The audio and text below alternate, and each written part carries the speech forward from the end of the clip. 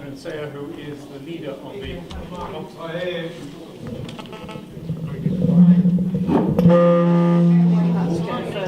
Walk along a bit. Move away from the speaker. Let's swap places.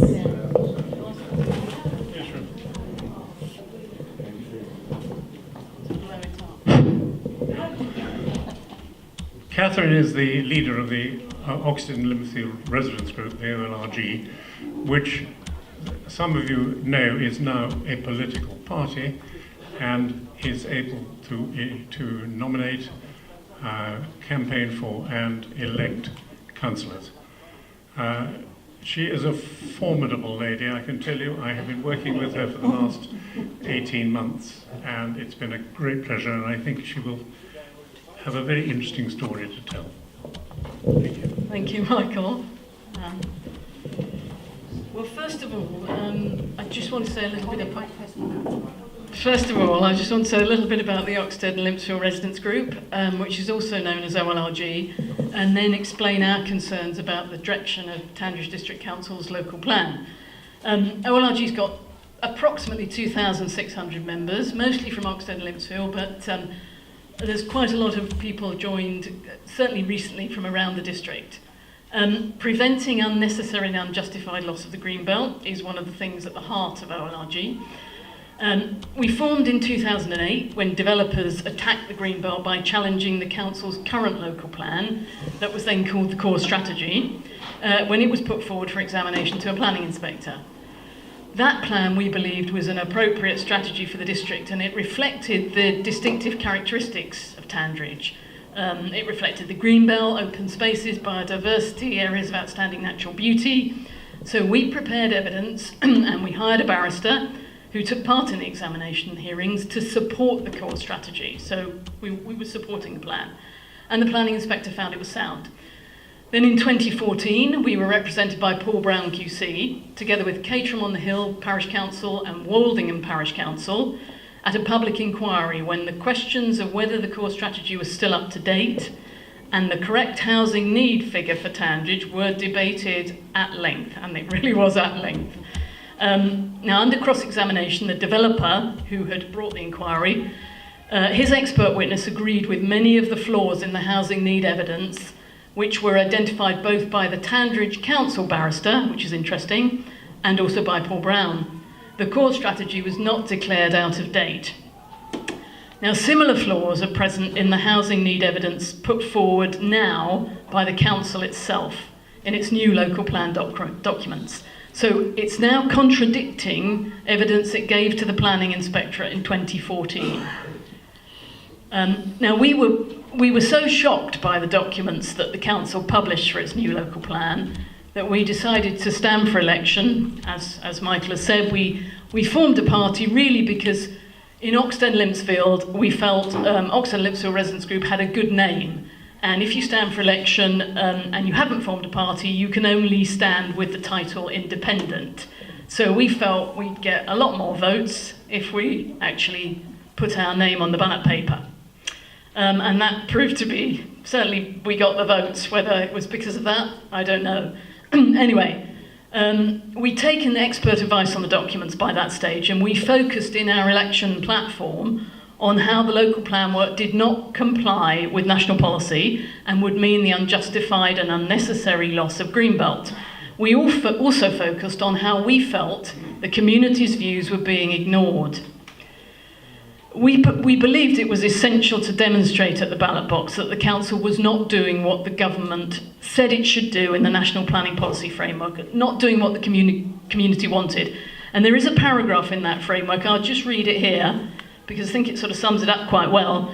It says, paragraph 155, early and meaningful engagement and collaboration with neighbourhoods, local organisations and businesses is essential. A wide section of the community should be proactively engaged so that local plans, as far as possible, reflect a collective vision and a set of agreed priorities for the sustainable development of the area, including those contained in any neighbourhood plans that have been made. So we felt that was not happening. So we won both the elections we stood in with large majorities and high turnouts. Jackie Wren, who's here today, was elected in Oxted North and Tandridge with a majority of 1,100 votes, defeating the council leader. 5 months later, Phil Davies, was elected in a by-election in Limpsfield. They were astonishing results, and I think everybody would agree that. Astonishing results in staunchly conservative areas, and they reflected the strength of local feeling, we believe, against the council's new local plan.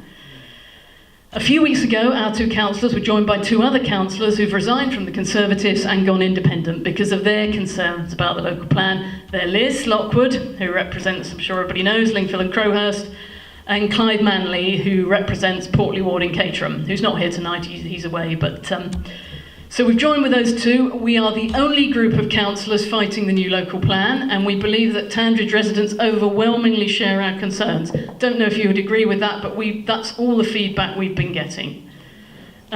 So that really brings me to why we're so concerned about the direction of the plan. We engage planning experts, including Paul Brown, who is one of the country's leading planning QCs, to help us take part in the two consultations the council's had so far.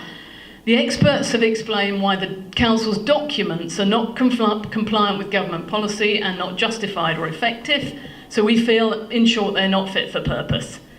The council's now released its preferred strategy, which I'm sure you all know, a new settlement in the green belt of at least 4,000 houses. In addition, it proposes building on the green belt around all the Tier 1 and Tier 2 settlements, which are Oxted, Limpsfield, Hurst Green, Caterham on the Hill, Caterham Valley, Warlingham, Whiteleaf, Godstone, Lingfield and Smallfield. Sorry, I sound like a train announcer, but that's them. In addition, it proposes taking villages that are currently in the green belt out of the green belt, so opening them up to some development too. The Conservative group and the 6 members of the Liberal Democrat group all support this strategy, so OLRG and the group of 4 councillors is the only opposition. We believe that what the council's doing is contrary to government policy, and in the end, it's a government planning inspector who will decide on the local plan, not Tandridge District Council. And local plans have to be done in line with government rules, and not just constructed to suit a council's wishes. So we're fighting for a plan that gives what we believe the right and just outcome for the district, rather than one that seeks to obtain maximum financial gain for the council. I would like to emphasise that the more the council builds, the more money it gets from the government's New Homes Bonus, which is paid to local authorities for new house building. Tandridge Council has received large amounts of New Homes Bonus in the past, but despite this boost, it continues to have financial difficulties. The preferred strategy, as Paul said, is based on a huge housing need figure of 9,400. As much as 90% of this figure is to accommodate inward migration, which has nothing to do with local need. So Tandridge districts have already seen large amounts of inward migration due to exceptionally high amount of building that's taken place here in recent years. Tandridge has built at a much higher rate than other areas, and I just wanted to show you this chart, if Michael could just hand it over, because it's very instructive, and it's part of the council's own local plan documents, drawn up by their consultants, not by us or our experts, by Turley Associates, based on DCRG figures. I don't know how easily you can see it here. Thank you, Liz.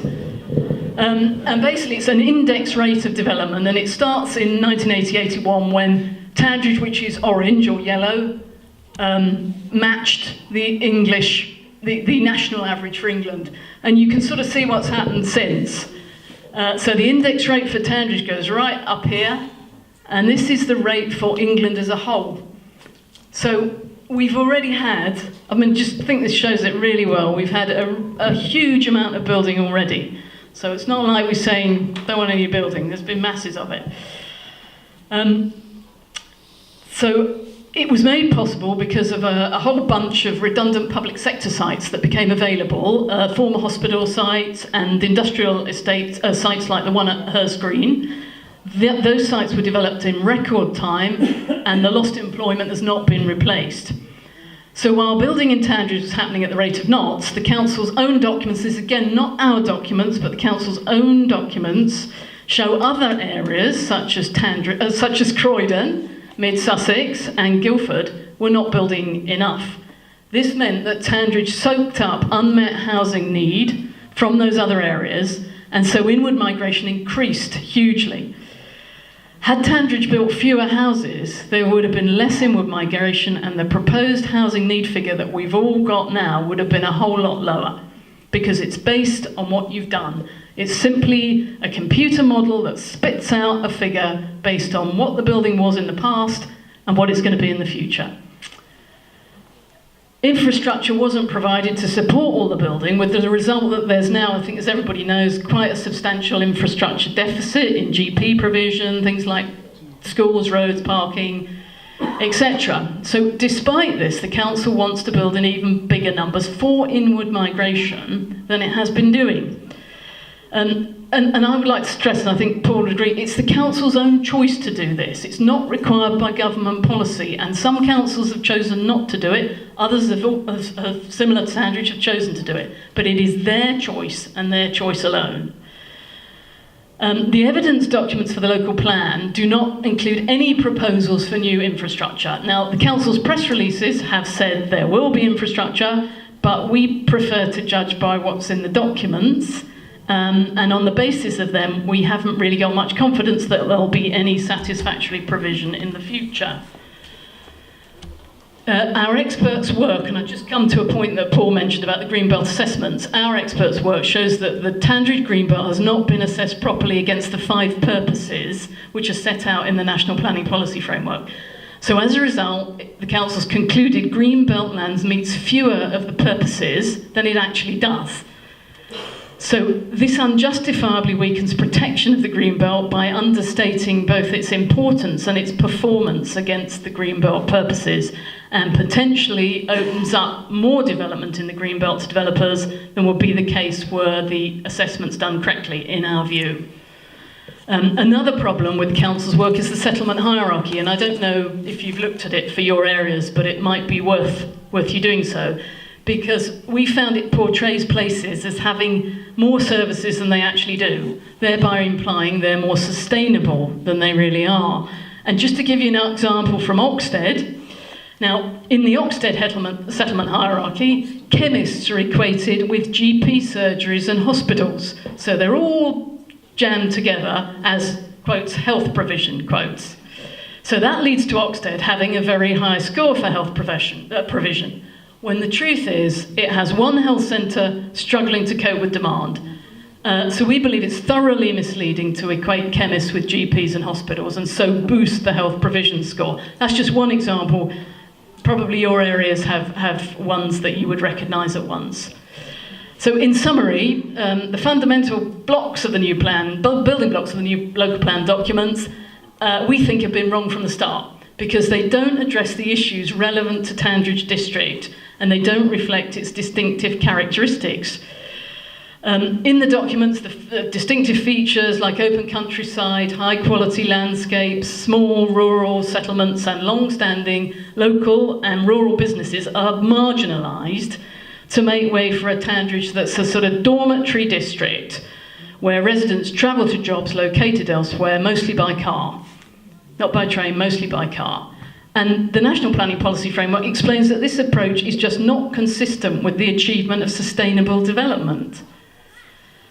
So we feel the council's approach has put everywhere up for grabs. I mean, that's another thing about the confusing documents. Nothing is clear and it's everywhere seems to be up for grabs, and that's led to great uncertainty and worry for residents and communities throughout the district. And I mean, I can say this with some authority because OLRG gets an awful lot of emails from all around, not necessarily from members, but people all around the district who are very worried. So it seems to have been sort of worked up an awful lot of places. We've launched an appeal for funds to pay for the experts. We want to carry on with the experts. So if you want to fight the local plan proposals, please do join CPRE. And we'd also say consider joining OLRG. Membership's free, and donating to our Save the Greenbelt appeal. There's full details on our website, including our 2 previous expert opinion submissions to the council's consultations if you want to read them. And you just have to Google Oxted Limpsfield Residents Group. And that's it really. Thank you. And I'll hand you over to you.